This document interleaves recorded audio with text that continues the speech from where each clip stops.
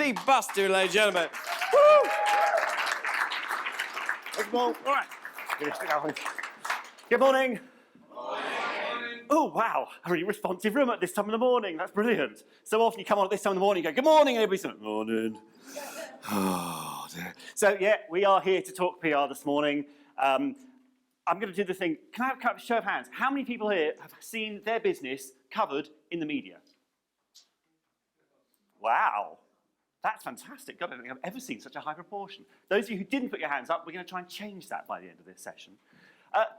Another question. How many people have seen their competitors covered in the media? Yeah, quite a number as well. And again, what we want to try and do is give you some tools and some tips to, should we say, beat your competitors to the mark, quite frankly. Because when a journalist wants to cover a business, they'll go out and they'll talk to the businesses they can find, the businesses they know about. And if that's your competitor, they'll go to them. So what I want to cover in the next 90 minutes is really how you put yourself on a journalist's radar. So I hope I can see everybody's got pens and papers handy. I'm going to give you quite a number of tools and tips. I'm going to give you a couple of links for templates you can download. So I'm going to get you guys to do as much of the work as I am. Everybody up for that? Yeah. Good. Okay, so as Paul said, I'm a journalist by background. Don't hate me. I have never hacked any phones, promise.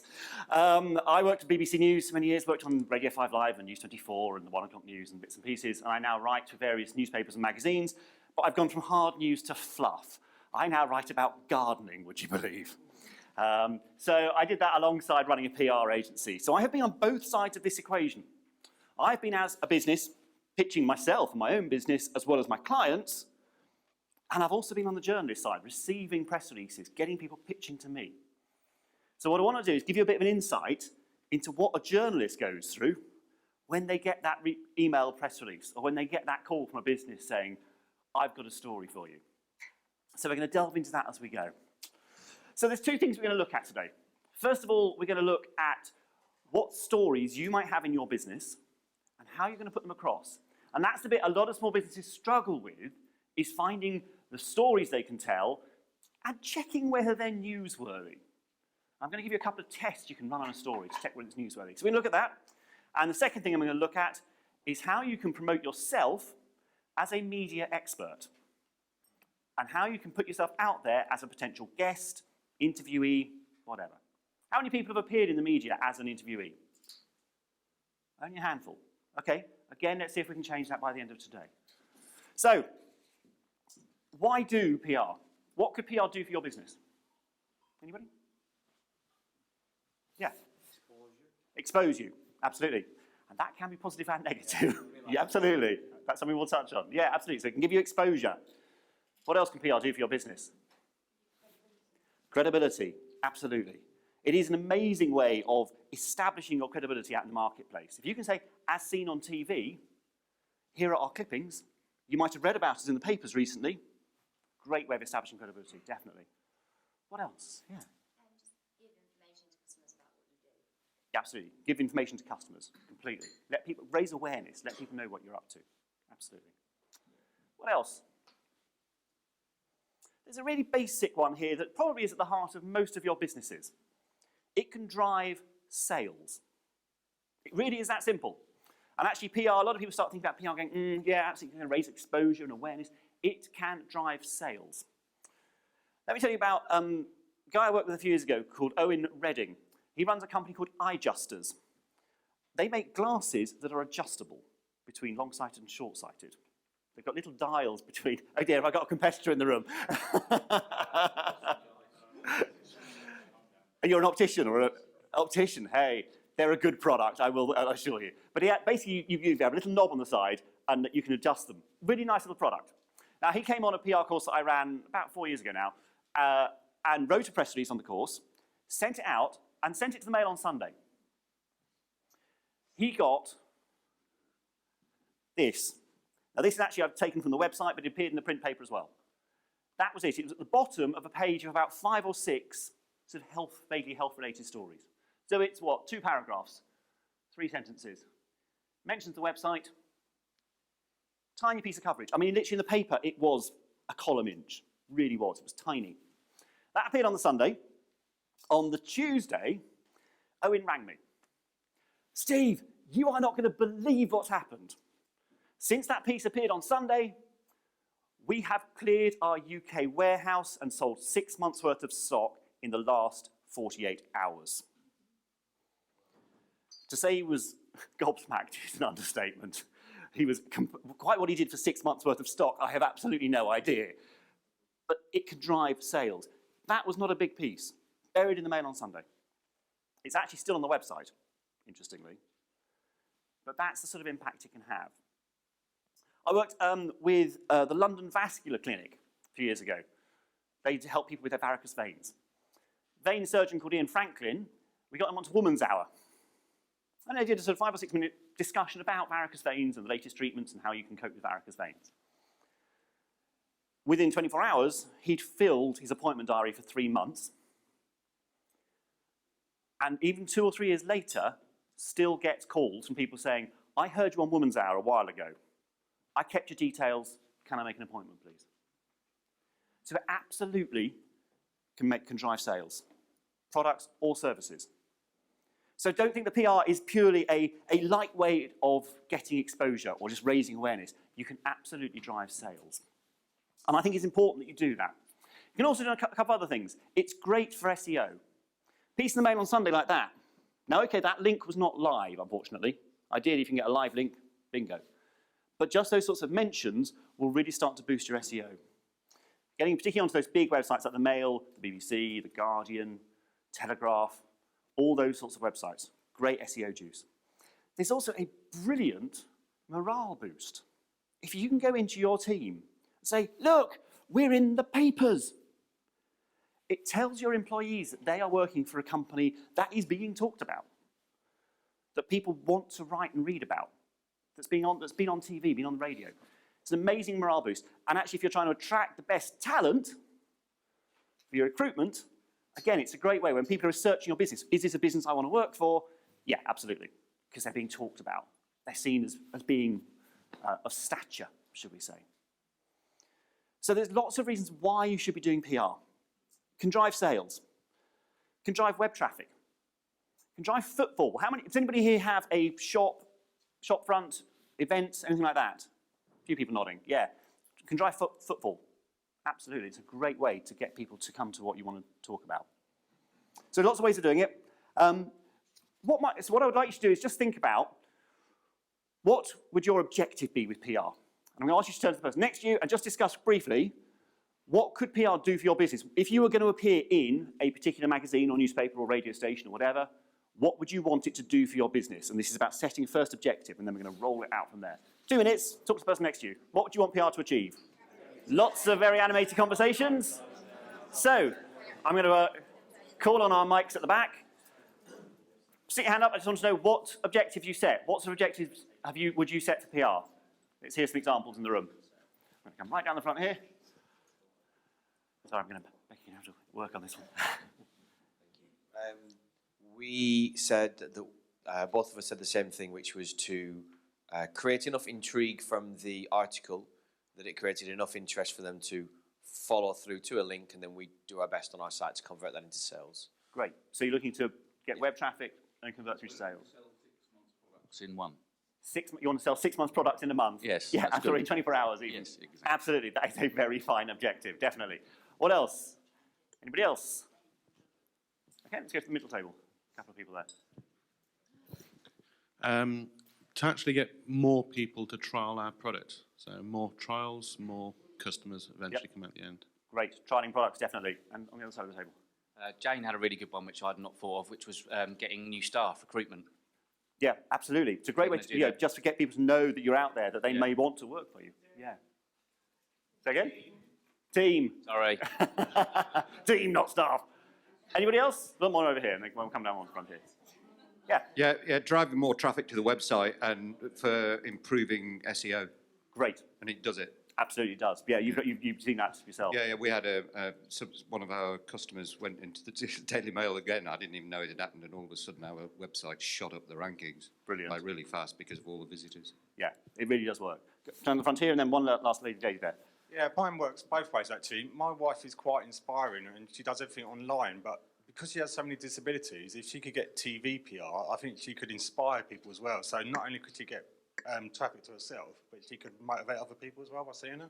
Okay, great. So raising personal profile and actually motivating others, inspiring. Yeah. Lovely. Yeah, definitely. We will talk about how to do that later on.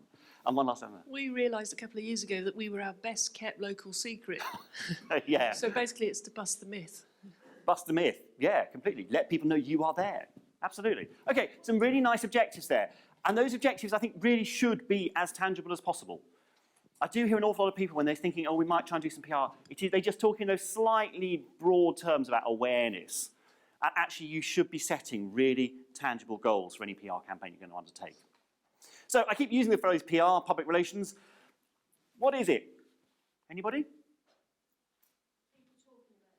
People talking about you. Okay, anybody else? Any others? I think it's absolutely right. Can be broader than that. Like Brand management. Yeah? Anybody else? Okay.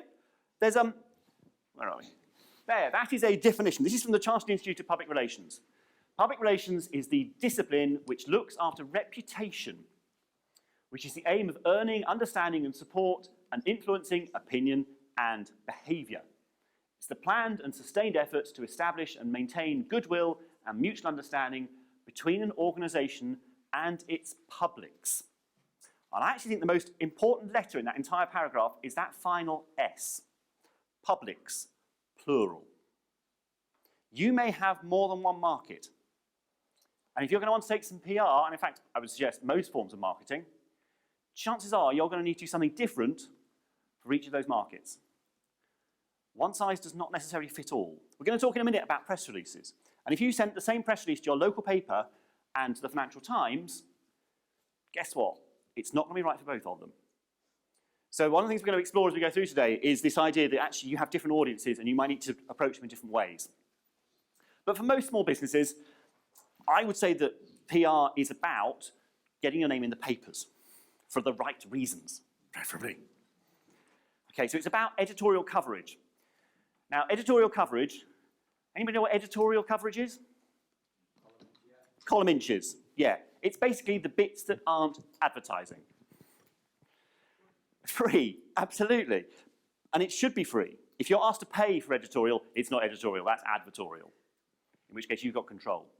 So let's just explore this. The difference between editorial and an advert, or advertorial. Editorial is written by the journalist. So it is hopefully balanced, but it's also impartial. So it comes with a third-party endorsement implicit within it. Because it's basically saying, hey, look, this is really interesting. I, the journalist that you trust because you bought my paper or magazine, this is what I think you should be reading about. So there's an endorsement implicit in it, and that's really important. Another way of putting it, an advert says, hey, look at me, I'm great. Editorial says, look at these guys, they're great. And that's an important difference. We're all very good at skimming through newspapers and magazines and ignoring the adverts. Despite the best, is there anybody here who works in the advertising industry before I slag it off? Good. The advertising industry have done their level best to interrupt our reading or viewing. But actually, we are really good at just ignoring them. And when you're scanning a newspaper, for instance, next time you do it, just see where your eye rests. Your eye goes from headline to headline to headline. We tend to just ignore the advert. So it is that endorsement that's the important bit. The other way of putting it is, we're at a party. I walk up to you and say, hi, I'm Steve. I'm great in bed. That's advertising.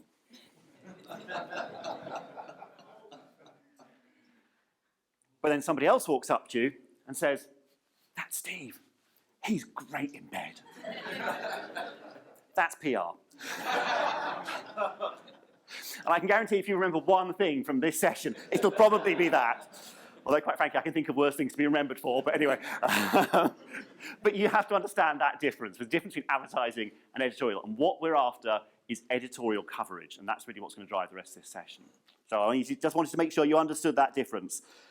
So, sorry, I'm just checking. I want to cover everything I'm going, so I just want to make sure. The other thing I should just say before we dive into this further is I'm going to talk a lot about the media. I'm going to talk about journalists. I'm going to probably talk a lot about print, but actually what we're going to talk about applies to print Newspapers, magazines, radio, television, and crucially online. All the media. Okay, so if I just use the word readers, please take that to mean listeners or viewers or whatever as well. Just want to put that out there. So, most editorial is based on what's news. What is news? Anybody? What's the definition of news? Okay. Let's get the mic down and ask a few people. Who was that one? On that table there. Just something new and different. Something new, something different. Yeah, absolutely. Christine down the front here. Something that's of general public interest. Absolutely. Yeah, and actually those two absolutely nail it. Something new that's of public interest. News is what's new. That's where the word comes from. A newspaper is the paper that tells you what's new. So the best stories you're going to find are the things that are new in your business. And let's bring this over. I'm going to leave the hashtag there. So, question. What might be new in your business at any given time? Give me some examples. New staff. Staff. We're not calling it staff, we're calling it team. Okay.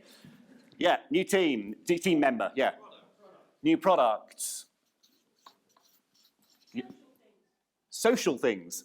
What do you mean? Okay. So, okay. Can I call it a CSR too technical a term, or is that? So, corporate social responsibility activity, or let's say charity activity. So, for instance, you might be a sponsor. So, a new sponsorship. What else could be new? Yeah, a new award, definitely. What else might? Say that again? Yeah, relocation or new location. Definitely. Or a new office.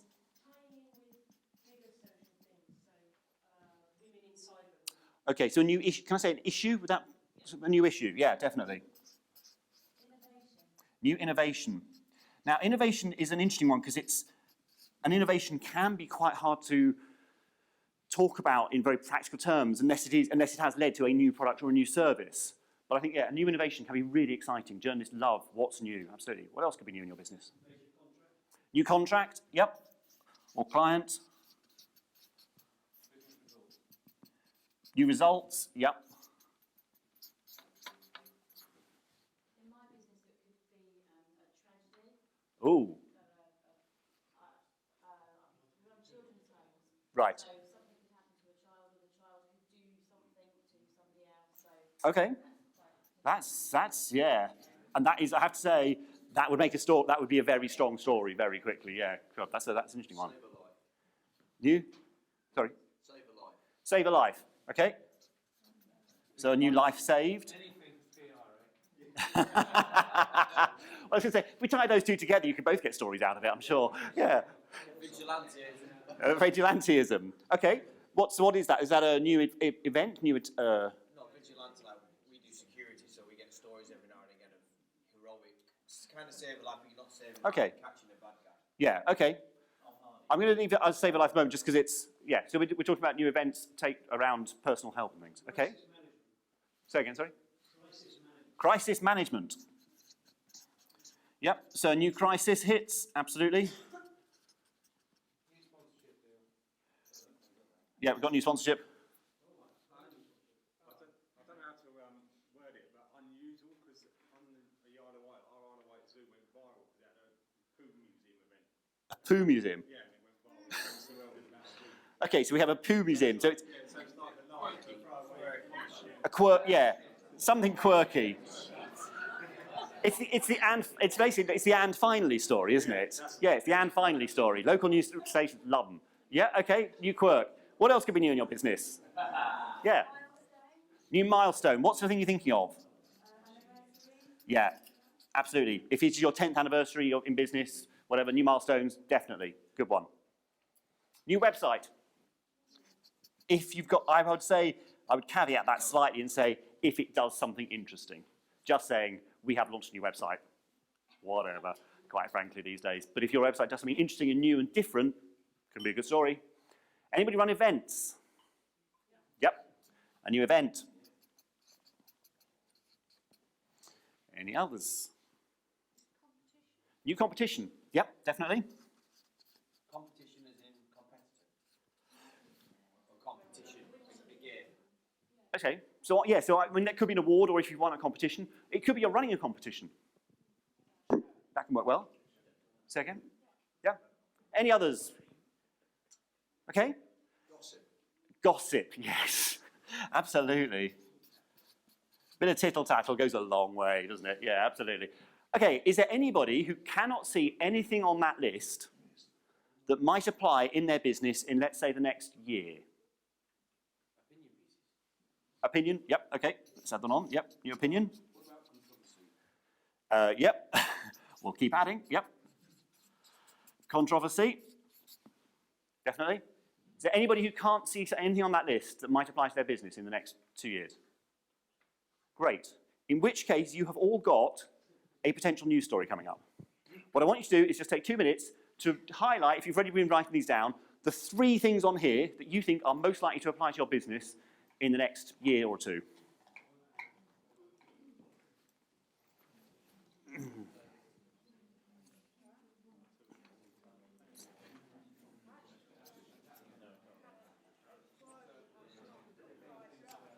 Nice. Nice.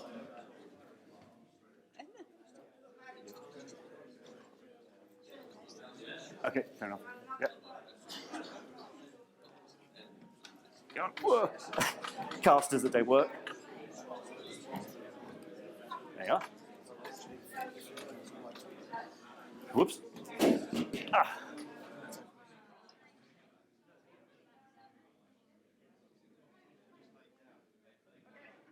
Has everybody got at least 3? So, let's just hear a couple. Okay, we've got a mic back there. Who's got 3 that they think are good stories? Lady right there. Okay. Winning an award, running a competition, and saving a life. Excellent. 3 good stories. Anybody else? Gentleman at the back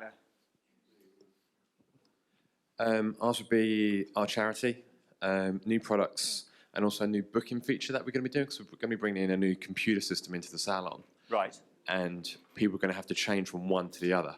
Ah. And they have to do something to get the new feature. Right. So we're going to have to promote that actually quite extensively. Yeah. It's a tricky one. It's got to be something that there's got to be an immediate, obvious benefit for the customer to that new feature. So i.e., how does it make their life easier rather than necessarily making your life easier? Yeah. So, I mean, it should definitely make it all easier for them. It's Right. just at the moment, it's very easy to get the current feature, and to get the new one, it's not quite as easy, unfortunately. Right. Okay, good stuff. I'm actually going to ask, I want to come down here. It's Richard, isn't it? We were speaking last night, and you said you had a couple of new things coming up, and I want to know what they are. So just wait for the mic. Hello. We've Yeah. got a couple of things coming up. One is innovative and never been done before, so that's one I've covered. Okay. Another is a new set of products for a new market. So I've got product. And we've got a sort of story behind what we do, which is controversial. And I think a controversy angle would be a good one. Excellent. So those are my 3. Those are your 3. Okay. Are you able to share what any of those are as we go through, or I might? Yeah. Yeah. Okay. I might come back to you and we'll pick those up. So hopefully you have now found 3 things that may happen in your business. You may well find that stuff just comes up during the day-to-day running of your business.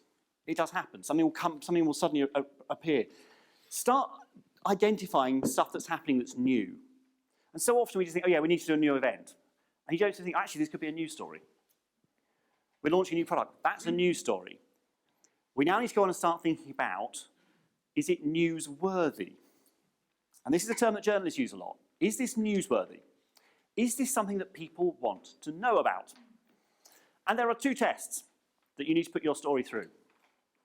The first is what I call the so what test. If you went to the pub with your mates and you told them your news story, would they go, so what? Or would they say, tell me more? And it's a really useful test. And that might sound glib, but actually, it's really quite core to it. Is your story going to make a journalist and their readers think, so what? Or actually, is it relevant to them? So just think, would I go to the pub and tell my mates about this? Now, it may be that your mates in the pub aren't actually your target audience. But if you were to meet a whole bunch of your clients and tell them about this, would they say, so what, or not? So the so what test is a really good first point. But secondly, your story needs to have truth. Now, by this, I am not saying don't lie, although please, please, don't lie to a journalist, because if they're found out, they will destroy you, quite frankly. Truth is needed to say an acronym. So, T, topicality. News is what's new. Is your story topical? Why should I, as a journalist, write about your story now, as opposed to next week, next month? Should I have written about it 6 weeks ago? One of the biggest mistakes I see small businesses making, businesses generally, is they don't put out a press release until after something has happened. And by that point, you're not really topical. You're in the past. Most newspapers, most radio stations, all those sorts of outlets will talk about what's happening now, today, or what's about to happen. They will sometimes look 24 hours in the past, but on the whole, they're looking at now and looking ahead. So is your story topical? Now, topicality might be because you've got an event. So if you know that you've got an event on the 12th of May, that is going to be topical that week. You might need to start telling the journalists about it now, because that's about a fortnight away. And so, for instance, if you're trying to get into a weekly local paper, they come out once a week, you need to be in next week's paper for somebody to read about your event the week after. So that's when it's going to be topical.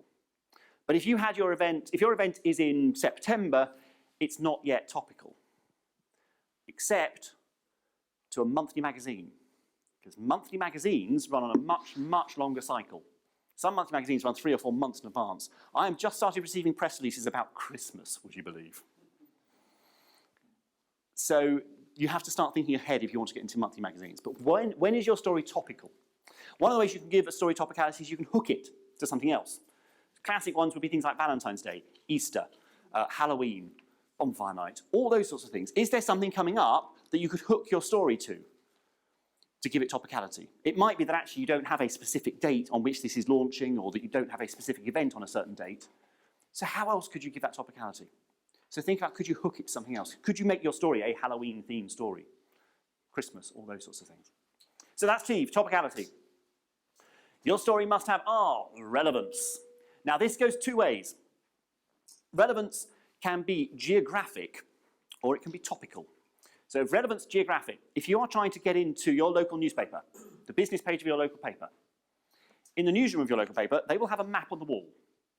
And on that map will be a red line that delineates their patch. And if you are inside that patch, you are relevant. If you are outside that patch, as far as they're concerned, you're not. So if you are based in Bath, and you want to, what is the local paper in Bath? I can't remember now what the Bath one is. Anybody, is there any locals in the room?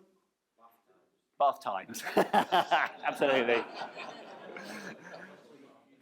We'll go with the Bath Times. I'm liking that. So if you're a Bath business and you want to get into Bath Times, straight away you're going to start your press release by saying, local Bath business is doing such and such. Because journalists are going to go, oh, okay, this is relevant. Now, I'm based in Brighton, down on the south coast. If I wanted to get into the Bath Times, they're going to take, when I say local Brighton, or Brighton business is doing this, they're going to go, well, that's not relevant to our readers, go away, or words to that effect. But if I was able to find a Bath hook, so actually I could have sent out a press release saying, Brighton-based PR expert coming to Bath to speak at Marketing Summit, and suddenly I've given it local relevance. Do you see what I mean? So think about how you can make it relevant to the area you want to go into. If you are trying to break into a new geographical area, you have got to become relevant to that area. And think about how you can do that. And the best way often is to hold an event in that area. And don't make too much of the fact that you're based elsewhere. So geographical relevance. And it goes for local radio stations, local, regional TV news, all those sorts of things.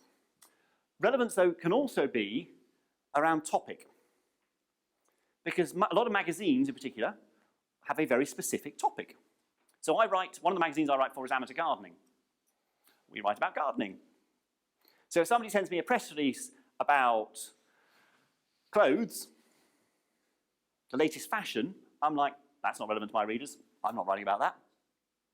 If they send me a press release, though, about clothes for gardeners, I'm interested because it's relevant. So I hear a lot of businesses say, oh, I want to reach professional services. I want to reach lawyers. Good market for me. I want to reach lawyers and solicitors. So you want to be reaching Legal Week. Used to be a magazine, now a website. But if you're not a law firm, how are you going to do that? You've got to make sure your story is relevant to lawyers. Does that make sense? So, relevance, geographic and topic. The U, it's got to be unusual. And I think this ties in very nicely with a couple of words we had earlier. Quirky. All those things that are really unusual that you don't necessarily hear about. Journalists love something that's unusual. There's an old adage that dog bites man is not a news story. Man bites dog definitely is. I want to know what happened. Why did the man bite the dog? What happened? What did the dog do back? Okay, what does your story do that's unusual? What's it going to make people go, really? Is it going to make people think, oh, I want to read more of that? When people read the headline, dog bites man, so what? They read the headline, man bites dog, you're going to read that because it's unusual. It makes you go, what? So how can you make your story unusual? How can you make it stand out? What is it about your story that you can really play on that's quirky, that's different? So, I'm going to ask for a mic just to come down because this gentleman here. I was just going to say we fell for that recently because a local cheese firm did a cheese Easter egg. They made an egg, made a cheese, and it got in all the papers, and we fell for it. Absolutely. I mean, yeah, who's not going to want to read a story about a cheese Easter egg? It's a great thing. You know, if you can do something that makes people go, what? Absolutely. And we do see it. You think of it on TV as the Anne Finley story, but local papers, magazines love them. So what can you do that's unusual?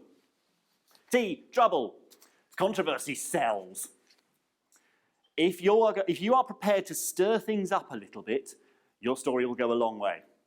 If you are prepared to stick your head above the parapet and express a strong opinion, your story will go a long way. There is a reason why every local paper has a letters page that is full of, dare I say it, nutters? Sorry, but it's true. The people who've written in green ink, I am outraged about this. It's because actually we love reading them. We love reading about people who are outraged. We love hearing a bit of controversy. We love hearing a row. It's why two politicians debating on TV, if they are disagreeing, it makes much better TV than two politicians both sat there going, yes, I agree with them. Yes, I think you're absolutely right. Doesn't make for good TV or radio at all. So trouble is good. Can you do something that stirs things up a bit? Maybe in your industry sector. Are you willing to be a bit of a maverick? The people who tend to get called on to do media interviews tend to be the mavericks. They tend to be the people with strong opinions. And finally, H, human interest. Does your story have human interest? How does your story impact me, the reader, the business owner, if I'm reading a business publication? What difference does it make? And the best way to put human interest into your story is a case study. We worked with this business, and this is the difference we made to them. We worked with this individual, and this is how we were able to help them turn their lives around. This is the person whose life we managed to save, and this is how they're now supporting our charity. Find the human interest. What is it about your story that's going to make a real difference? So that is absolutely crucial. Your news story must have the top two. It must be topical, and it must have relevance. If it doesn't have those, it's not a story. Ideally, it will then have at least one of the bottom three. The unusual, cause trouble, or have human interest. If you have a story that you think has all five of those, please send it to me because I want to write about it. They don't come up very often, but occasionally you see them. But your press release, your news story must have all those things. Any questions on that? I see a couple people taking photos. I want to leave it up for a moment. Yeah? Okay, yeah, question in the middle there. So let's say it didn't have all those things, but it could have. Yeah. Would you make it have them? So to use an example, we flew over an American cop to do CPR in our building. In fact, yesterday was his last day doing that. Okay. And the reason we flew over him is because he does better training than is available in the UK, which could be unusual and trouble. Yeah, absolutely. Obviously, there's human interest because they've saved lives over there, and Worcester, our local area, has got not a great save rate, which is why we're doing it. And it's local, and 3 days ago it would have been topical. Right. Would you put all of that in because we could have? Yes. Or would you just focus on the fact that you've got that As long as, human are you a interest? charity or a business? We are a cybersecurity firm, so we have nothing to do with CPR. Right, okay. In which case, yes, I would absolutely put it in there because it's more likely to, the more of those factors you have in there, the more likely it is to get covered. And as long as you are prepared, particularly with the travel thing, as long as you are prepared to, to be seen publicly criticising Worcester for not having good save rates, and an awareness that that may mean that they're never going to give you business, do it. Go on. Would it actually create that if it was said in a, I mean, could you say it in a positive way, you know, like Absolutely you could. without you know, does the trouble have to be negative is what I'm saying. Can you have positive trouble? Yeah. Oh, there's a philosophical discussion to be had. Yeah, I mean, I think you could certainly make something, you can talk about something being controversial without necessarily criticising. Yeah. You can just comment on the fact that it is controversial without necessarily adding to that controversy. So yes, Okay. I think you can. Good question, thank you. Okay, so what I want you to do is now go back to your list of 3 of stories that you wrote and just look and think, would those have topicality and relevance and one of those others? Just have a quick look at that list of 3 you created. Is that story going to have relevant topicality? Or when will it have topicality? How is it relevant? And is it going to be unusual, cause trouble, or have human interest? So, is there anybody who's now looked at their 3 stories and thought, actually, they don't have truth? Has everybody got stories they think topicality, relevance? Yeah? Okay, one question in the middle there.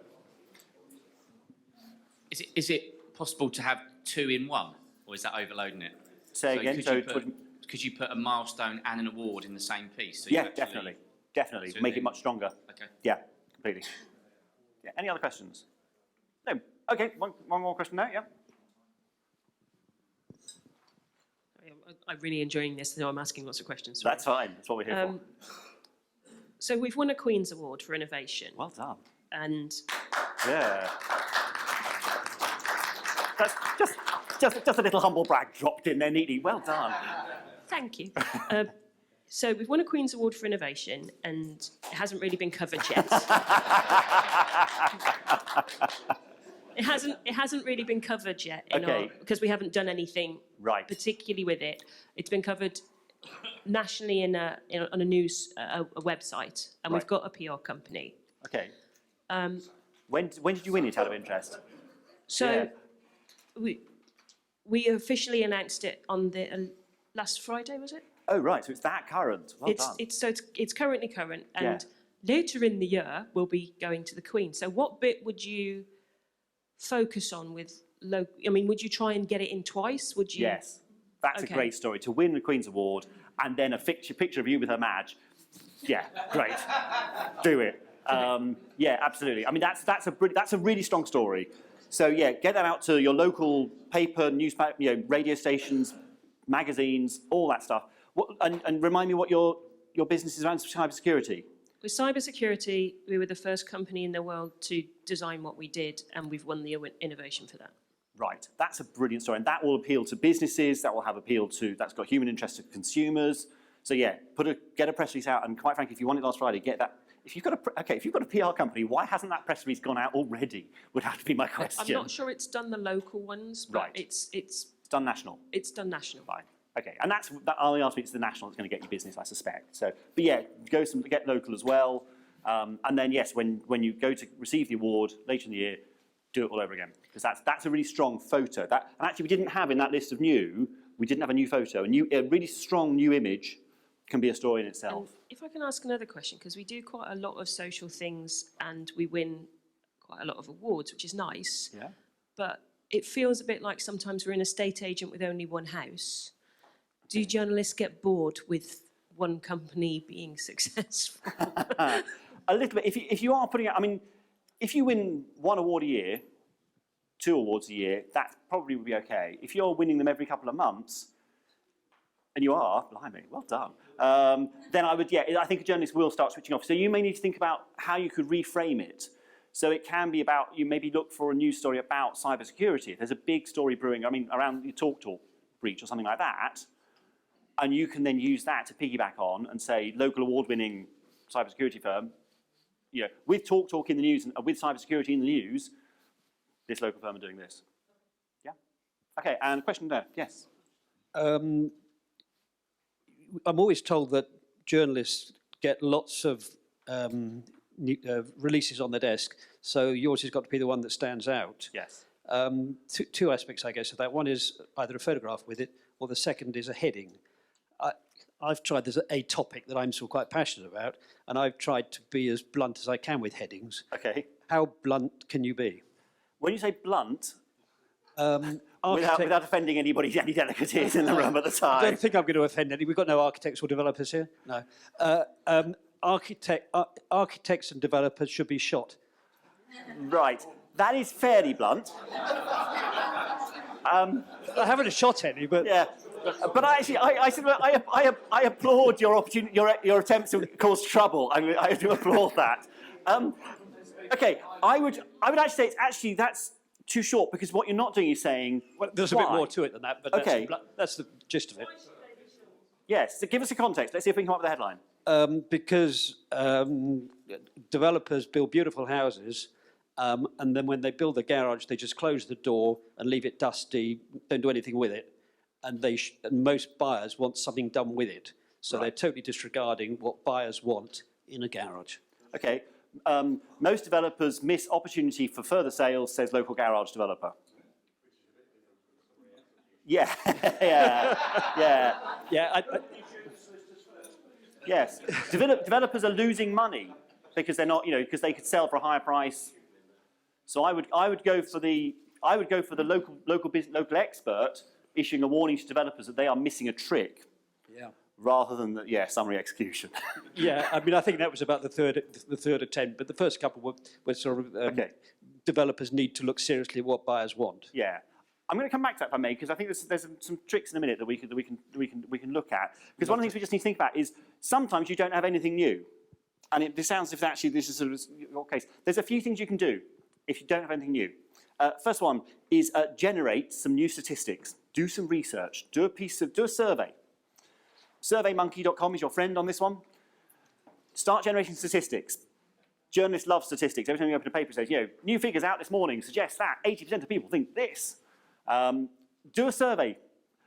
The one thing you need to be aware of, make sure though, is that your survey results are surprising and they say something new. Not just say, well, you would say that, wouldn't you, because you want to flog us garages. So maybe you could do a survey about actually how underused garages are, or what volume of your garage is filled with rubbish that you haven't looked at in the last 5 years. And actually that, to a property magazine, would be quite an interesting story, because actually is the garage the next undiscovered space in your house? Do you need to excavate your garage? I mean, you could also actually do a stunt. Find a garage that is completely wasted because it hasn't been developed properly, and bring in an archaeologist to conduct a dig, through an archaeological dig through the garage and stage that as a stunt.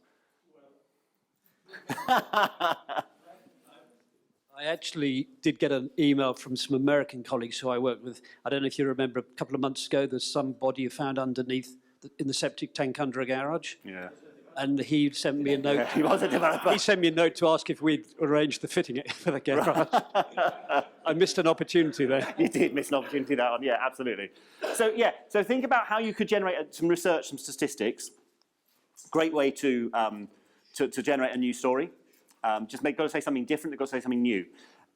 Think about staging a stunt. I think finding a garage full of rubbish and doing an archaeological dig would be very funny, and actually you could have some great photos. I think invite a journalist to come along and see, and then you can start talking about wasted space and actually how garages need to be developed. Daniel. Sorry. In that instance, what's the purpose of the stunt? To just give it something that's unusual, but really it's about the message? Yes, absolutely. I mean, the stunt, it gives a strong photo. I think if you rang a local paper or a local business magazine and said, we found a garage that we're actually going to have to conduct an archaeological dig on because it's full of so much rubbish, do you want to come and see what we unearth? So it's almost like tongue-in-cheek? Yeah. Okay. Yeah, absolutely. You can also issue a warning or advice. Most of you are experts in your field, I hope. So actually, a local business expert issuing an advice on such and such, or a warning on such and such. I used to do a lot of work in the health and medical sector when I was working with PR clients. And I worked with a dermatologist, quite a famous dermatologist at a big private hospital in London. And dermatologists are in demand in the summer to talk about skin cancer and using suntan or lotion and all that sort of stuff. But in the winter, they're not. It's very hard to get dermatologist news coverage. So we issued a press release saying top dermatologist warns, treat the ski slopes like the beach and slap on factor 30. And this dermatologist got into the Telegraph, the FT, he was on BBC Breakfast, he was in all sorts of places because it's actually a very simple warning. I mean, actually, it's common sense, quite frankly, but it wasn't a warning that we'd heard before. And he had a great case study of a ski instructor who had a couple of malignant melanomas on his forehead because that was the only part of his body that was exposed to the sun when he was on the slopes. And we were able to use him as a case study and that sort of stuff. So we created something new. We issued a new piece of advice, a new warning. And what was lovely was every winter, that story would come back. We'd have journalists coming back to us saying, oh, can we have our dermatologist on to talk about the ski slopes again? So think about issuing new advice. Or a new opinion is the other thing. I think opinion came up earlier. That's the other thing you can do. Issue an opinion, your opinion on a national story, for instance. So you can generate something new, even if you don't necessarily have something new happening. Right, we've made a few mentions of press releases. You will hear some people say that the press release is dead. I'm here to tell you that the press release is alive and kicking. And it is still the main way of communicating your story to a journalist. If you ring a journalist and say, I've got a story for you, chances are the first thing they will say is, can you send me the press release? So you do need to start thinking about writing a press release. Your press release needs a few things. It needs the 5 Ws. Anybody? Yeah, absolutely. Who is this press release from? You'll be amazed the number of press releases I receive that don't mention the sender. What's it about? What's the story? When's it happening? When's it topical? Where is it geographically relevant? Where's the event happening? And why? And the why is often where the human interest comes in. Why is this important? Why is this going to take us forward? So every press release should answer the 5 W questions. Who, what, where, when, and why. You also need to have a headline. And, we just touched on this very topic. Headline needs to grab. And so it should be punchy and something that makes the journalist think, ooh, okay, I want to know more about this. So if it is just garages should be developed, but actually if you can find something that says 80% of garages are wasted, says top local developing expert, it's a punchier headline. The other thing your story needs, your press release should have, is all the useful information at the top. And I'm going to explore this a little bit further. I don't normally put this many words on a slide. This is actually the top half of a press release that I wrote a couple of years ago, after I'd done a piece of research about the best business development strategies for micro businesses. But I really just put this up here just to talk it through the structure. So I put this on now. Embargoes are a way of saying this is a story for a few days' time. So I put this out on about the 20th of February. So there's a date, so the journalist can see straight away that it's topical. I also mentioned in here, I said publish today. So again, topical. Headline, most successful business development tools for SMEs revealed. I would venture to suggest that most small businesses would think, oh, okay, I want to know what those are. It creates enough intrigue. I've got a sub-headline, new research highlights referrals and networking as the best strategy, finds cold calling and advertising aren't effective. And then that first paragraph, and these are from the days when I was running the PR consultancy, that first paragraph really sums up everything you need to know. If you don't read any of the rest of it, that still makes sense, and you've got the story. And that's important. Too many people bury the story down the press release. I see a lot of press releases that start, our business was founded in 1974, and we have moved from 3 offices over those years, and blah, blah, blah. And in about paragraph 4, and today we are doing this. Paragraph 4 won't get read, quite frankly. So the top of your press release, headline, date, summary. And then actually, as you read down the key findings, it goes from most important downwards. So that's the top half. Here's the bottom. It was a bit in the middle. Bottom of press release, a quote. Now that's a quote from me because it was my company that put the research out. The word ends is just a signal to the journalist that that's where the story ends, and anything underneath this is just information for them. And then contacts. You must have contact details on there. Either a number that diverts to a mobile or a mobile number. The media doesn't work 9 to 5, so we need to be able to contact you out of hours. And then notes registers is just background at the bottom there. So that's what your press release needs to have. And I would also list at the bottom other resources. So I've said here, for information about the business or the research, interviews with me, or images to accompany the story. I've got other things here. You might also at that point say, if you want, or for case studies, or for video, or for an opportunity to try out this product for samples. Let the journalist know what other resources you've got for them at the bottom there. The survey need to go on that list. It does, you're absolutely right, on the new list, yes. New survey, new research, new statistics, definitely. Yes, thank you. So that's what needs to go into your press release, and this is how it should be structured. It's sort of, think like a pyramid. So you start at the top with the most important information. Most press releases, the only bit that will get read is the headline and possibly the first paragraph. So it's the same with a news story. If you read a news story in a paper, you can read the first paragraph and you know whether you want to carry on reading or not. Broaden it out in paragraph 2. Broaden it out in paragraph 3, and then right down the bottom is the least important stuff, the background, the context, the trends, all those sorts of things. Don't start with those. Too many people put that stuff at the top. Start with, if I read this press release and I go away with one fact, one piece of information, what do you want it to be? And I've actually put together a press release template for you. You can download it from there. It does take you to my website, but I'm such a generous fan, I don't even ask you for an email address. It's just there for you to download. All it is a PDF, one document. It's not a fill-in-the-gaps press release, because they don't work. It is just an outline of the structure, headline, date, summary, most important piece of information, least important. It's very simple, very straightforward, but if you're writing a press release, it will just give you that framework to follow. So that's there for you to download if you want it. Any questions about writing a press release? I've just rattled through that at some speed. Yep. Would you put an image in the body of the email if you have one? Yes, Yeah. Good question, thank you. So the text, your press release should be copied and pasted straight into the body of the email. Don't attach it as a Word document. People won't open them because they're worried about viruses. And then yes, attach 1 or 2 images. One neat trick is if you attach a couple of low-res images, so the journalists can see what you've got, they have to come back and ask for the high-res. So you know they're interested. If you send them the high-res, they can publish the story without any reference to you.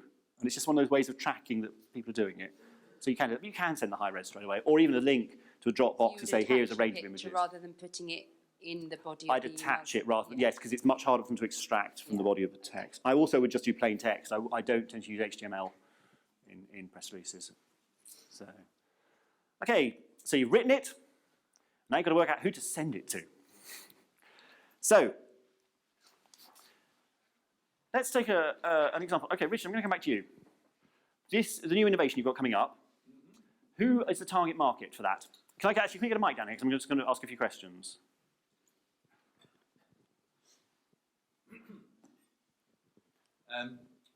Hello. It's specialised. So it's with the trading and investing community.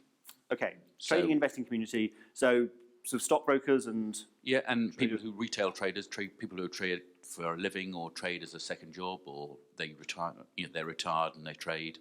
Okay, so, investment type trading. Yes. Yeah. Okay. My question to you is, when you come to put that press release out, what media do those people consume? They'll consume online media. Which ones? Give me names. It'll, for example, media. Just trying to remember what they're called. Money.com. Okay. Or, there's one in America called TheStreet.com. Okay. There's another one. But so they're sort of magazines, online magazine, that sort of stuff. What newspapers do they read? They'll read Financial Times. They'll read Money Week. There's other ones that they'll read. And they'll read magazines. There are magazines out there that they'll read. So it's looking at those sort of publications. Great. I'd also make a couple of suggestions. The business class magazines on airlines. Yep. Really, the airline magazines, both economy, but particularly the business class magazines, huge readership. Really, really good place to get your business seen. So think about those. Yep. I'd also suggest the Financial Mail in the Daily Mail. Yep. Actually, it's very widely read. It's not just read by sort of typical mail readers. It's actually widely read online. so it would also be worth exploring. The weird thing about the Mail and the Mail on Sunday, whether you like them or loathe them, they have the most unbelievably responsive audience. If something in the Mail says do this or donate to that or buy that, they do it in their droves. It's the most extraordinary. If you're a charity, get yourself in the Mail or the Mail on Sunday and make sure there's a call to action to donate. So I would just, think about in-flight magazines, think about Financial Mail, and think about some of the radio programs, Money Matters, those sorts of things, You and Yours, even the Today program if it's an interesting story, if it's something unusual that's innovative. Yeah. Does that give you some ideas? That's exactly right. Okay, anybody else want to do that same exercise? Anybody else got a story in mind that we can just think about target market? No? Okay, gentleman here. So, first of all, what's your story? I'm just thinking of making a story about the launch of our new development. We basically buy land, put a building on it, and sell it to the investment market, the buy-to-let landlords. Residential or? Residential. Okay. Both overseas and in the UK. Right, so who's the target market? Who do you need to reach? Buy-to-let landlords. Buy-to-let landlords. What media do they consume? There are a couple of property magazines. Right.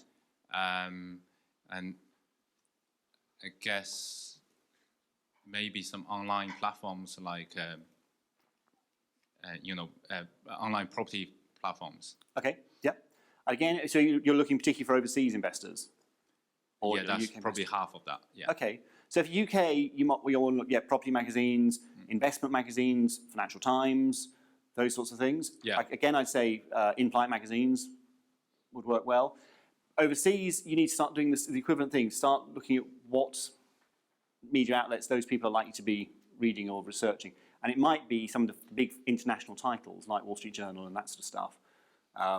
It might be there are probably property investment magazines specific to the country. So if you want to reach Russia, for instance, there are certainly magazines in Russian about investing in Europe. You need to start finding them and reaching them. Yeah. Does that make sense? Yeah, good idea. So this is the process you need to go through. Think about what's my story, who do I need to reach, who are my target market, and what media are they consuming? So if you want to reach local businesses in Bath, then the Bath Times business page is where you want to be.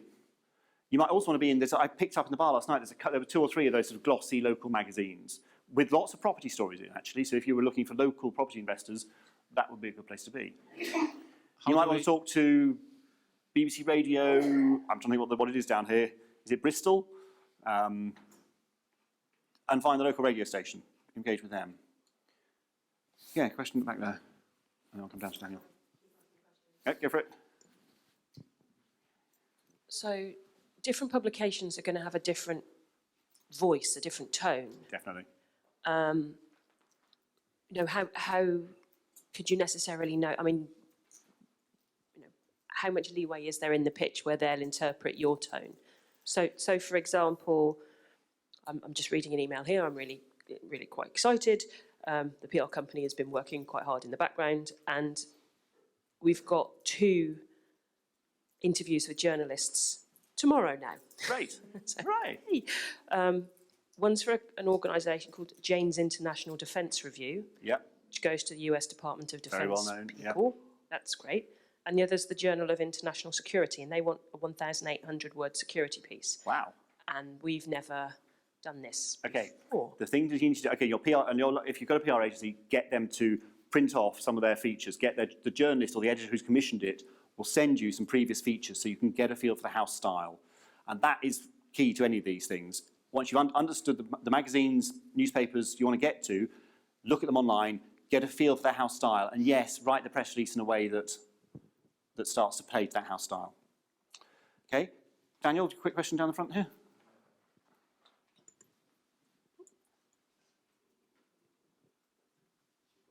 Thanks. What if your product? What if you don't? Your target market is like domestic homeowners, whereby they would read everything. Okay. We're taking an average general people, cut the bottom, cut the top off. So you're just looking at your. So you've got no geographical spread. It's national. Completely national, and it's any homeowner. Like in our instance for the smart home system for security. Okay. So it's going to be homeowners with a bit of budget. Which is very low entry priced. Okay. Every single paper, every single national newspaper has a property page, has an interiors page, We'll have a personal finance page, which often covers security issues. So I think look straight to them. Again, Radio 4, you and yours. So the consumer pages, the consumer programs, that sort of stuff. But, you know, if your story is national, you need to go to national. If your market is national, you need to go to national media. Don't dismiss national media.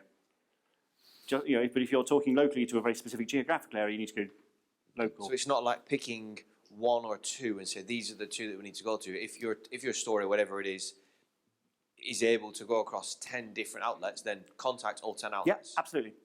Yeah, you might need to give each 10 something slightly different. They're not necessarily going to want to replicate each other, but if you can find different angles for each, maybe start with 3, see how you go with those 3, move on to the next 3. Right, don't just go for all 10 straight away, just pick a couple. Yeah, start small.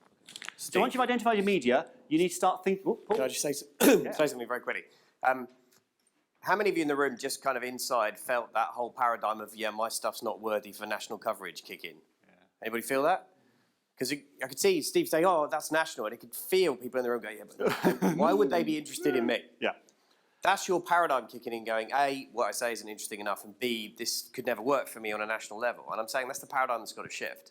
Yeah. That's the piece that's got to move for you. It's like, actually, do you know what? I deserve to play at that level. My business deserves to get national coverage. Absolutely. It's no reason why anyone in this room can't get national coverage. No, Completely. 0. And I'm going to show you 2 tools to do it right now.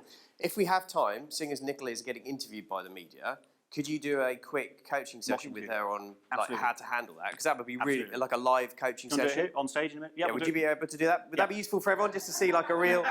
Yeah? You might have asked her first. Yeah, absolutely. Hey, we haven't done a single hot seat all day yesterday. Hey. We need to do one today, All right. right? No, I'm very happy to do that. Very happy to do that. Okay, so 2 tools I want to share with you. The first, and these are ways of getting national media. This is a hashtag on Twitter, and it's #JournoRequest. #JournoRequest. And this runs constantly. Now, I grabbed this yesterday afternoon. And this was just a selection of inquiries from journalists on Twitter, looking for brilliant buys for keeping tots under 3 safe in the sun, a feature for @Mother and Baby magazine. Have you or someone you know got personal experience or advice on how to tackle menopause in the lead up to your wedding? Crikey, that is specific. Do you or any of you know of a parrot who would like to appear on BBC One tomorrow? Yes, a parrot. People looking for notebooks and goodies for delegates to conference. I still need a case study who has started a pension for their child, and that's for the Telegraph. Now, if you were a pension advisor and you had a customer, somebody who would be happy to talk on your behalf, that could be a good in. If nothing else, you now know that James Connington at the Telegraph writes about pensions, and bless him, he's given you his email address there and then. Stupid fool. But actually, that suddenly is a great lead in. Now, I talk about general requests quite a lot when I'm running these sessions. And I've actually had people, I mean, okay, out of interest, how many of you have gone straight online and searched for it? Okay, a few of you. I have had people before the end of these sessions suddenly go, oh my God, I've just got an interview. You have? Great. Yeah. Brilliant.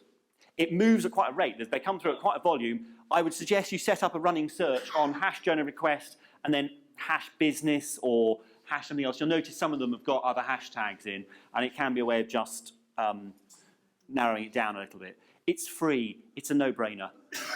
Just keep an eye on what's going on in there and pick up. If nothing else, you'll start picking up which journalists are talking about what, writing about what. So that's JournalRequest. The other one I want to mention is called Response Source. ResponseSource.com, and I swear I'm not on commission for these guys. I bloody well ought to be, but I'm not. Response Source is a way that you can subscribe to receive quite detailed, quite specific journalist requests. You subscribe by channel, and I'll show you the channels in a moment. So, for instance, I used to subscribe to the health channel because I was doing a lot of work in that area. So I would receive sometimes 30 or 40 a day requests from journalists. I'm going to show you some examples quickly. These were sent to me by the Response Source team. We've taken out the names of the actual media outlets. So this was a well-known current affairs programme. It's looking to film UK businesses, especially British exporters, who've experienced a dramatic change in the last few months. It was tied into Brexit. I happen to know it was Panorama. So, you know, would you like to see your business featured on Panorama? Probably, yes. Great audience. If that's the sort of thing you could talk about, if you are an exporter. So that came through on the Business Lead channel. This came through recently opened beauty and grooming salons to comment for a piece for a national newspaper. I think this was the Mail. I need to speak to high street beauty and men's grooming salons opened in the last 12 to 18 months about the growth of this market for a piece for national newspaper. Or if you have a long-standing high street salon but have noticed an increase in competition opening up in recent years, please get in touch. Must be available for short phone call on Monday. Is there anybody here who happens to work in beauty salons? Okay, would that be relevant to you? Yeah. Last one, another national newspaper, online feature and interesting stories for how successful SMEs started up. Looking for SMEs in the IT, tech, management consultancy, marketing and media industries. Anybody here in those industries? Yep. When you share those kitchen table stories about starting up, how did they get the idea, etc., etc. Okay, these are the channels. Sorry, I tried to cram onto a slide. It's very small. So, and there's the prices down the right-hand side for a year's subscription. Now, business and finance is £915 a year. I would venture to suggest that if you got one piece in a national newspaper, compared to the cost of advertising in a national newspaper, that has paid for itself big time. Go back to Owen and his glasses, selling 6 months' worth of stock from that little piece in the Mail on Sunday. So you've got business and finance, children and teenagers, computing and telecoms, construction and property, consumer technology, education, human resources, entertainment and arts, environment and nature, farming and animals, food and drink, health, home and garden, leisure and hobbies, manufacturing, engineering and energy, media marketing, medical and pharmaceutical, men's interest, motoring, personal finance, public sector and legal, retail and fashion, sports, transport, logistics, travel, and women's interest and beauty.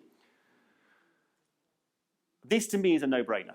I'll be honest, if you do one thing as a result of this session with me today, go and get a subscription to Response Source, because you suddenly get journalist inquiries coming into your inbox that are relevant, are going to be reasonably relevant to your business. Now, not everyone is. On the health channel, I say you've got 30 or 40 some days, of which 1 or 2 would be relevant to one of my clients.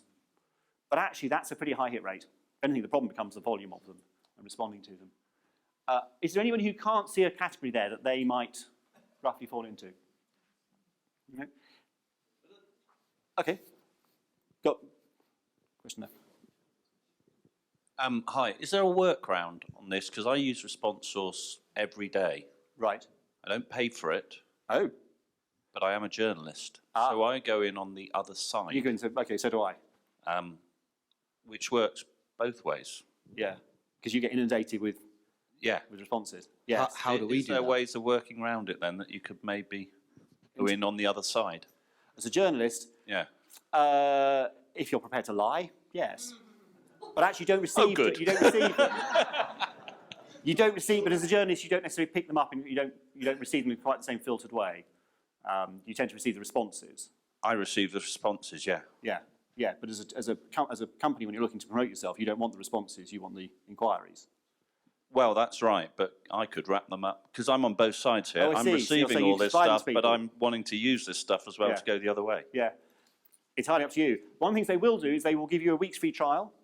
They've got a really lovely customer service team, Response Source. They'll give you a week's free trial. They will also talk through which channels may be most suitable for you, and they will do a keyword searches. So if you say, my keywords are this and this and this, they will say, okay, those come up in these channels. If you're a charity, there is a version, there's something called askcharity.info, which is a very similar system to Response Source, but purely for charities. That's not to say that if you're a charity in one of those sectors, it's not worth subscribing. But yeah, askcharity.info is a charity version. Yeah, question down here. Go on.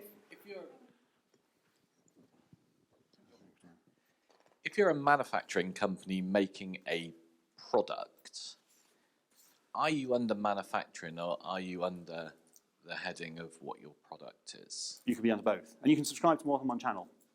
Right, okay. So if you are manufacturing a product in the food and drink sector, I would probably go food and drink.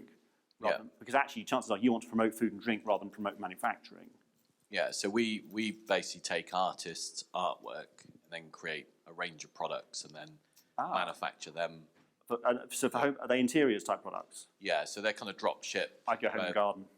Right, okay. Home and garden will be interiors. Yeah. But that's the sort of thing they're very good at helping you try them out and talk to them. Okay. So yeah, Daniel, quickly. Corporate premise security. Commercial premises security. Business or construction and property? Probably construction and property, actually. Because business and finance would be more about actually doing business. Yeah, I would go construction and property. That's certainly where that would cover residential and commercial property. So residential wouldn't be in home and garden then? It could be. That's again, you might want to subscribe to both. Construction and property, I suspect, is the trade side of it. Home and garden is certainly the consumer side of it. So maybe if you're much more talking to trade, you just want to go. And just so a bit more clarity on that, like, can you delve into these? So one of the angles that we've got obviously is the smart home technology, but actually I thought that would be under consumer technology. It could be. I can't tell off the top of my head. I would suggest have a chat with them. Say their customer service team are really good. You can phone them? Oh, yeah. You can ring them up. They're really good. One final question there, and then we're going to move on, if that's all right. Oh, go on. In the interest of standing out, and presumably when they have a technology security question, they're going to send it to the people in that category. Yeah. Should this guy not be in farming and animals to pick up that topic on farm security? Is he more likely, because presumably when they send that response out on home security, he's going to be competing with 50 other people? Absolutely, yeah. So is it not better to go for try narrow and find niches? a niche? If farms was a particularly strong market for him, then possibly. But actually, I would just say, on the whole, you want to be in the main channel. Okay. I'm going to suggest, again, that's the sort of stuff they'll help you with, and they'll tell you where it's from. Final question there, and then I'm going to move on. What would military and defence come under? To be honest, I don't know. I would have that conversation with them. I mean, it depends on what area. If you're talking about, it might be transport and logistics, depending on what it is you are. It's cybersecurity, isn't it? I would guess computing and telecoms, possibly business. I don't know. I'd have that conversation with them, check with them. Okay, so that's response source. I think that's a no-brainer. I think every business, quite frankly, should have that coming into their office somewhere. It's even if it comes to your PA. I think that's a really good resource to use. Right, I want to go on and just talk the last few minutes about promoting you. Not just your stories, but you as media experts. Is there anybody here who does not think they are an expert in their field? Good, I'm very glad to hear it. There is a huge appetite in the media for media experts, and they're always looking for new guests, for interviewees, for expert voices. But the people you see getting those gigs, being interviewed, are, on the whole, self-appointed. There is no committee that says you're an expert and you're an expert, but you're not. There is no committee doing that. It's about who the journalist can find at any given time. But I think there's a huge opportunity here to get your name out there. So it's getting your name out there, but also your business name, by leveraging your expertise. If you are going to do this, there are 3 things you need. First thing you need is you need something to say. Media interviewees, guests, tend to be asked to do one of 2 things. Either to explain, to take something that's complex and explain it in layman's terms. So if you work in technology or medical or one of those areas, they love people who can just come and explain things in terms that we can all understand. So they're either asked to explain or you're asked to comment and you're asked to give an opinion. And if you are asked to give an opinion, you have got to be prepared to give a strong opinion. You don't hear media commentators going, well, I quite like it. It's all right. It'll do. What you hear is media commentators saying, this is the best thing that's happened. This is exactly what our industry needs, or this is a disaster for our industry, or my business is really going to struggle, or this is just amazing. I'm glad the government have done this. They're looking for strong opinions. You have got to be prepared to stick your head above the parapet, quite frankly. You've got to be prepared to put out there with a strong opinion and go with it and stick to it. And I would really suggest, if you're going to do this sort of stuff, that you need to stick to your true values on this. Don't agree to express an opinion that you don't necessarily hold just to get the gig. I've seen people do it. Say, oh yeah, I want to be on BBC Breakfast, so quite frankly, yeah, if you want me to argue against that, yeah, I'll argue against that. Don't do it, because you'll come unstuck very quickly, so stick to your principles. So you need something to say, whether you're explaining, whether you're giving an opinion. So you've got to think about, what can I talk about? What sort of things could I explain? What sort of things can I have an opinion on? Second thing you need is you need a deadline. You need to get your act together if you want to be a media expert, because if there's a story breaks on the day, you need to be on top of it.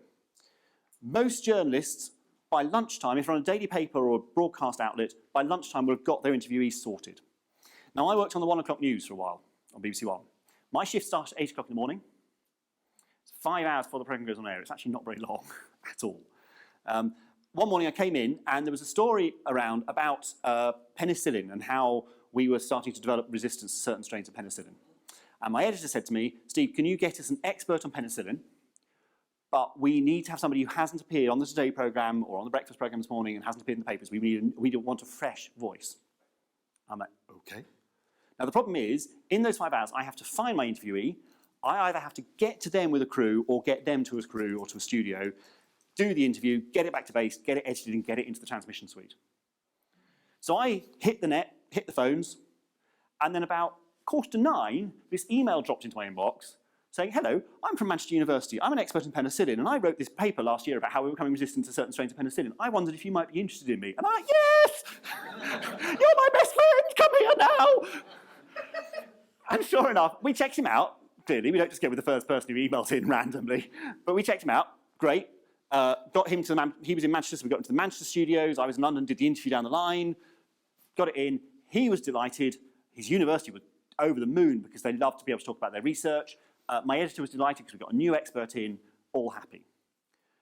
But he got off his butt and he emailed me. He found the right person to get a hold of and emailed me. And so we were able to turn it around that fast. And if you want to do this sort of stuff, you need to be on top of it. Can I come back to you? I'll come back to you in 2 minutes. If you know about a story, there's going to be a question down here in a minute. If you know that a story is coming up, by all means, contact the journalist in advance. So if you happen to know this story about penicillin was going to come out, you could actually ring or email a couple of days in advance, say, just wanted to check, you know there's this story about penicillin coming up later in the week. Are you looking for experts? I'm available. We always know when the budget is. And when the budget rolls round, journalists are always looking for businesses to come and comment on the budget. So if you can contact them a few days before the budget and say, are you looking for businesses to come in and comment or talk about how the budget will affect them, do it. As long as you're confident that you can react that quickly to something like the budget. Question here. I was just wondering how you find the journalist. So how do you know who to contact? Very good question. How do you know who to contact? And how? And how. Okay. If you're doing this sort of short-term stuff, ring. Ring the BBC. Say, can I talk to the 1 o'clock news team, please? When you get put through to the newsroom, is there anybody who's working on the penicillin story? I mean, it really is that straightforward. If it's a business story, you can call the business unit and say, can I talk to the BBC News business team? How would you know there's a penicillin story going to come out? But that's because on that day, the guy in Manchester had seen it in the papers. It was all over the papers. It had been on the Today programme. Oh, so you're just looking at current affairs going, they're going to say something because that's what happens with news and they're picking it all up. Yeah, okay. Absolutely. Yeah. If you are, we should have mentioned with press releases, if you're sending stuff out in advance, go on the website. Go on Twitter. Twitter's a great way to find journalists. Every single journalist is on Twitter. Go on and find them. You can even tweet them and say, I've got a story about this coming up. What's your email address? Can I send you the press release? And it means they're sort of primed to receive it. But just read the publication. Most websites will have a list of journalists somewhere, or they'll at least have some contacts. Ideally, you want to find a person rather than a generic. Does that answer your question? Yeah. Great. So media expert, you've got to have something to say, and you've got to have a deadline. Third thing you need is you need to be found. Because when I hit the web looking for my expert in penicillin, first thing I do, because I go to Google and say, penicillin expert. Who comes up? Do you come up if people search for your expertise? So make sure that your blog, make sure that your website, make sure your social media feeds all say, I'm an expert in these topics. You know, if I found a blog about penicillin, when I looked at it, God, that would be a dull read, wouldn't it? Woof. But actually, I can see straight away, this person knows what they're talking about, credentials, all that sort of stuff. So make sure that everything points to your expertise. If you want to be found by journalists, have a media page on your website saying, press, here's our clippings. See me appearing on here, clipping me on local radio so you can hear what I sound like. These are the topics I can talk about. So make sure that everything points to your expertise online. Second one is get a title. Now, I don't mean lord or lady. I know it might work. But actually, if I want to talk to somebody about cybersecurity, I want to find the head honcho. So I will go to the National Association of Cybersecurity Experts, and I want to talk to their president. Or I want to talk to their press office, and I'll say, can you find me a company working in cybersecurity? And they say, oh yeah, go and talk to this company over here. Get a title, stand for election, volunteer, because actually a title gives you credibility.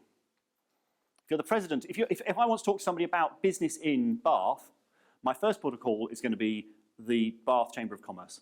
And I don't want to talk to a member, I want to talk to the president. So that title gives you credibility immediately. So get a title. Third way to get found as a media expert is another website. This is expertsources.co.uk. Now this is I've just clipped this from their homepage. Expertsources.co.uk, you register, costs about £120 a year, and you can then list your keywords as an expert. And journalists go and search this regularly. So I just pulled this page up because, this rotates through a lot of their experts. So here we've got one person who's clearly in finance, pensions, property, somebody else who's clearly in marketing, branding, all those sorts of things, somebody else who's in some sort of forensics, and then somebody else who's clearly in health. So you can see their keywords, and you can adjust your keywords at any given time. The other box I think is interesting is this one, latest keyword searches by journalists. So prior to me visiting this last night, they'd search for gambling, football, manufacturing, pension, technology, tax, crowdfunding, Iraq, internet security, bingo, social media, relationships, dating, prisons, business, argument, health, abandoned children, animals, therapy, and beauty. Is there anybody there who sees a keyword that would correspond to their expertise? Okay, so one of your competitors might have been found on that search. So if you are interested in getting yourself out there, and this is used by journalists from news, so looking for immediate guests, what's also this is being used for is producers who are looking for experts to be things like judges on reality competitions, antiques experts, people to present. They're looking for presenters, they're looking for experts to take part in longer term programs. People to get paid gigs out of this. Now I'm on there. I did stand-up a long time ago, and I had comedy as one of my keywords for a long time, and I think for a long time I was the only person with the word comedy as a keyword. Because when Bernard Manning died, I must have had a dozen media interview requests from people saying, as a comedian, would you come on and talk about Bernard Manning dying? What do you think about Bernard Manning's death? Hooray! I don't know. Good riddance, quite frankly. But actually, it worked. People straight away wanted me to go and do things. So that, again, to me, is a bit of a no-brainer. If you're interested in promoting yourself as a media expert, that's one of the ways to do it. So that's expertsources.co.uk. So just got a couple of minutes left to wind up. And I think the whole thing with PR is it's not a precise science. I wish I could say to you, write your press release, send it out this way, and you will get coverage. It doesn't always hit. And it can be a whole number of factors. It can be that you missed a deadline. You got the deadline to the magazine wrong. Could be you sent it to the wrong journalist, or maybe that journalist was on holiday. Maybe your competitor sent out a similar story last week. It doesn't always quite hit. What you're looking to do, though, is get that magic match of the right message to the right audience to get the right response. And I'll give you an example. Several years ago now, I was asked by Channel 4 to take part in a program called Make Me a Million, which was, there were 4 startup businesses were given a millionaire mentor, and the idea was that over 6 months it was the race to see which business could make £1 million first. Needless to say, none of them came anywhere close. In fact, one of them went bankrupt during the program. But I was asked to go in and run some media training. One of the things I do is I do a lot of media training around media interviews. And we were flown to the millionaire's villa in Marbella. And we did this media training on the veranda overlooking the pool. I mean, it was one of the most glamorous jobs I've ever had. And I just thought, this is fantastic. It's a program about business, and I'm going to be seen bang slap in the middle of it, doing what I do. This is going to be great. I'm going to get so much business out of this. Program aired, 9 o'clock on Channel 4 in the evening, and I didn't see a blip on my web traffic. And actually, it wasn't really a business program. It was like The Apprentice. It was entertainment. People weren't watching it for business purposes. And they certainly, the people watching this were micro businesses and startups who can't afford media training. So actually, wrong message to the wrong audience. But I was then got a gig with BBC Two's Westminster Live, going in occasionally as a commentator on public affairs and public relations. And every time I appeared on there, I got phone calls. Because actually I was doing what I do to the right market, because that was to it's watched by politicians and people interested in politics and people interested in campaigning and lobby groups and all that sort of stuff. So suddenly it was the right message to the right market. So that's what you're after, is reaching the right message with the right market. Hopefully I've given you some tools there you can use to do it. Both outgoing tools in terms of press releases, get your story together and get it out there. And I really would encourage you, after today's session, think about what in the next month could you do to get a story out? The next week, quite frankly. Get something written and get it out. As soon as you start getting out, the more likely you are to get coverage, and hopefully it will snowball. What often happens is once a journalist has written about you once or twice, they know who you are, so the next time you send a press release, they understand it, they recognize your name, and actually it starts to build from there. So get it out there, get your name known, harness the media, and as Paul says, go national. Don't just feel you have to deal local or very trade specific, go national. And I'm really looking forward to reading about your businesses in the media very soon. Thank you very much.